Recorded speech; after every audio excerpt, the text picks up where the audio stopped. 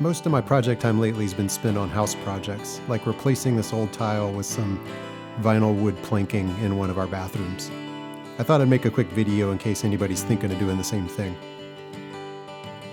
First step is to disconnect the hoses and remove the toilet. And the real villain in this video is this pedestal sink. Just about everything that could have gone wrong went wrong with this sink. After wrestling with the sink for a while, realizing it wasn't going to budge, I just moved on to tile removal. These old tiles have been down for at least 10 years, probably closer to 15, and they were stuck down really well.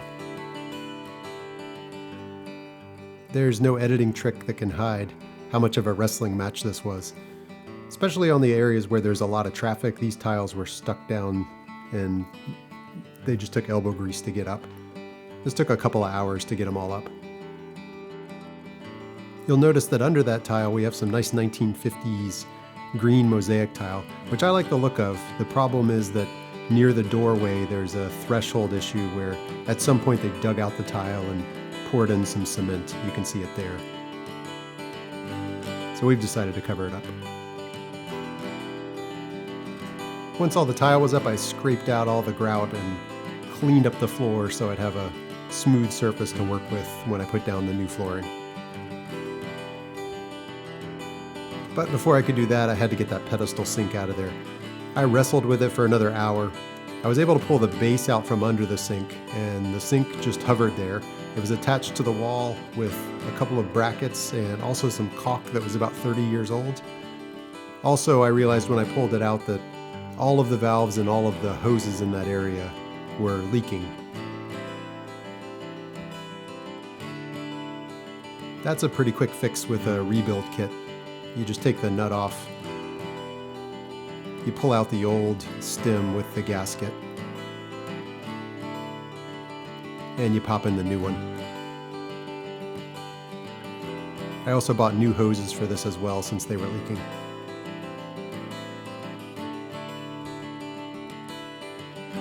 Once we reattach the handle, then those valves won't leak anymore. Back to the pedestal sink, I removed that caulk that had glued the sink to the wall. The biggest problem with the pedestal sink, honestly, was that it had a P-trap that had a very tight turn in it, and they don't make P-traps like that anymore, so it took me a few days and a lot of trips to the store to figure out how to do the P-trap on this sink. I'll show you how I did it later. But first, let's get some flooring down. Overall, I like these vinyl planks for bathroom and kitchen areas. You don't mind if they get wet. The directions said to cut these with a utility knife, but I did that exactly once and knew it was a terrible idea, so I moved on to a jigsaw pretty quickly. This is probably the third floor I've put down like this, and the trick is always to get that first row perfectly lined up and perfectly straight.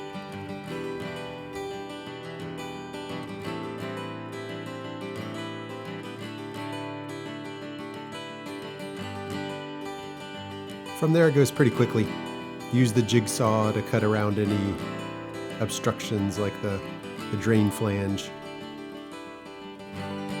And then you snap the floor into the piece next to it.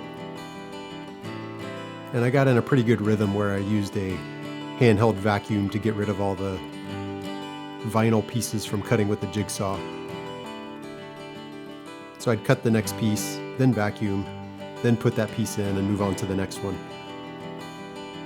Went pretty quickly once I got in the rhythm.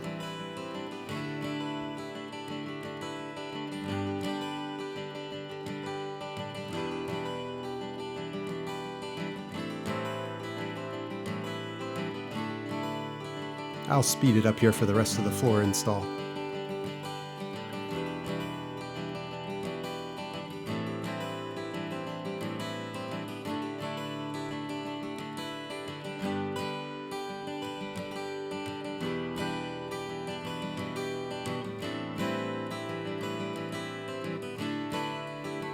The trickiest part in the whole floor was the small strip at the end. I planned out to have about half a plank there, but I guess I didn't plan as well as I thought I did. And like I mentioned before, that pedestal sink had a really tightly bent P-trap. and the pipe in the wall sticks farther out than a typical pipe does.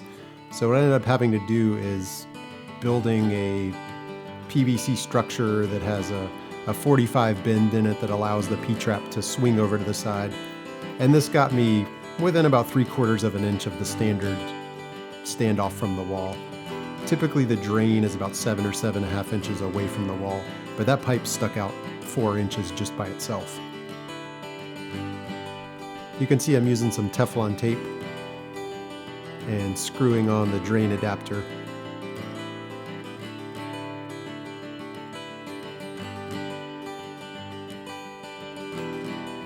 Then I put in the elbow using some primer and some solvent. And you really want to make sure that everything's level as you do this. You don't want to end up with a P-trap that's tilted to one side. I did learn a lot about what's available with P-trap and PVC pieces through this project.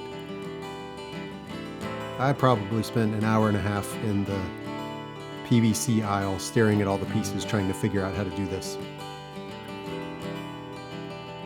If that copper pipe had been 2 inches shorter, it would have been an easy task.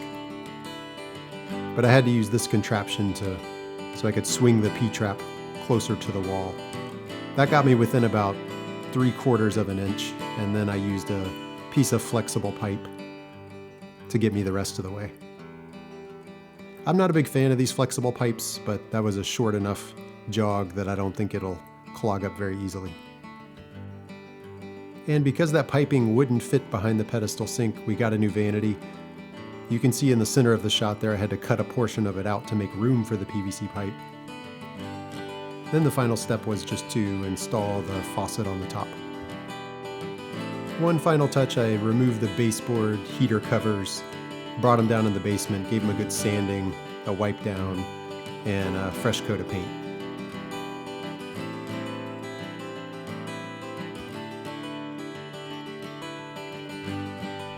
And here are the final results. We have the new vanity with a new faucet and the vinyl floor. This is one of those projects that kind of ballooned out of control. It was initially to put down a floor quickly in a couple of hours. We ended up with new valves, new hoses, new vanity, new faucet. But in the end, I like the way it turned out. Hope this helps. Thanks for watching.